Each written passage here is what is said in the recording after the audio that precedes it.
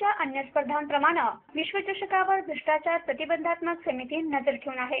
खेळाडू आणि क्रिकेटशी संबंधित अन्य व्यक्तींना भ्रष्टाचार किंवा अन्य कथित घटना आयसीसी पर्यंत पोहोचवण्यासाठी 24 तास चालणारी हॉटलाईन सेवा उभारण्यात आली आहे। मानवी स्वभाव पाहता यासारख्या घटनांना लगाम घालणं शक्य नसल्याचं फ्लॅनगन यांनी म्हटलंय। विश्वचषकात पुरुष आणि महिला गटात एकूण 58 सामने खेळवले जातील। तसेच स्पर्धेच्या अखेरीस क्रिकेट आणि त्याच्याशी संबंधित अनुभवावर चर्चा होईल अशी आशा देखील त्यांनी व्यक्त केली आहे। क्रिकेटला काळिमा फासणाऱ्या घटनांना प्रतिबंध करण्याचं काम आमचं आहे। खेळाडू, सहकारी स्टाफ आणि सामना अधिकाऱ्यांना तक्रार करण्याच्या कार्यक्रमात समाविष्ट करण्यात आलंय।